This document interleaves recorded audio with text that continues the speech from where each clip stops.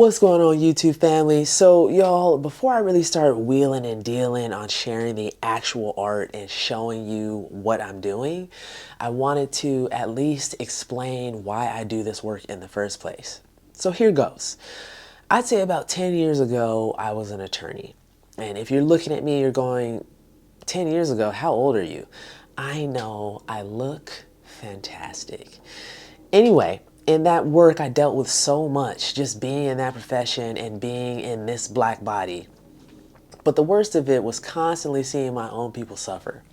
We've carried targets on our backs since enslavement, and witnessing the devastation caused by the way the injustice system comes for us in the present day led me to losing my ability to walk. Luckily for me, it was temporary, but that scared the heck out of me. So, years before becoming an attorney, I was a human rights investigator in prisons and jails throughout the South. Right after I left that position, I think I was there almost 4 years, my hair fell out, smooth, gone, clean as a baby's bottom. And to this day, I can randomly hear the sounds of shackled feet on concrete. I was always haunted by the fact that I could go home. How could I feel this way and I was only a witness? I remember working on a death penalty case as the primary investigator for a brother who'd sat in jail for 9 months and never saw an attorney. So one day, and this is like, we were interviewing for like 2 years for his case. One day, when I finished our interview, I gave him a hug, because I always had. And while my brother was being shackled and chained, hands and feet, the warden came over and he said to me, "Did you touch him?"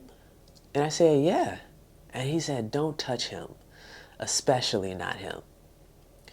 Now, it was the way he said this and the timing of it. Now, y'all know what I'm talking about. You know when somebody's trying to get a point across in a certain way.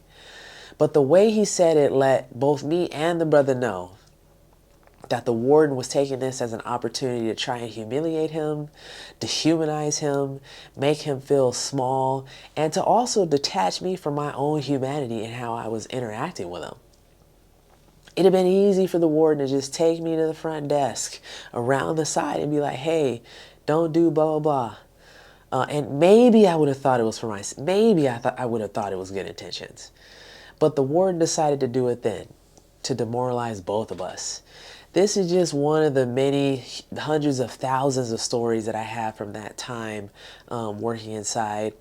I have interviewed people right after they've had their heads beat in, fresh stitches, full on. And it really was a nightmare. And I got to go home.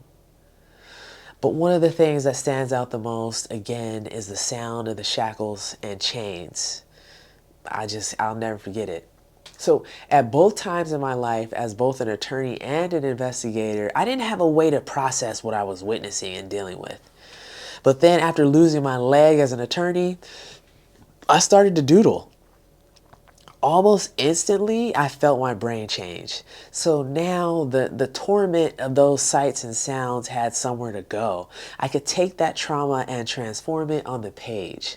So during these drawing sessions, sometimes they'd be hours, sometimes they'd be days, I'd start dissecting the American experience, digging deep into our human story, finding out why this world is the way it is, and discovering the people who in every generation risked it all to make it better for the next. These are everyday people who had the courage to stand for the preservation of our human rights. And stand we must. As Angela Davis says, freedom is a constant struggle. So I began to draw obsessively.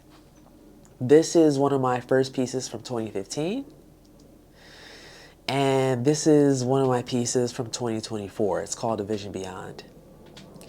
Every piece I create has 1,000 stories holding it together. And that's for a reason. The speaker, Les Brown, he says, if you do not program your mind will be programmed. So allowing our human story to guide the work of my hands is how I program my mind.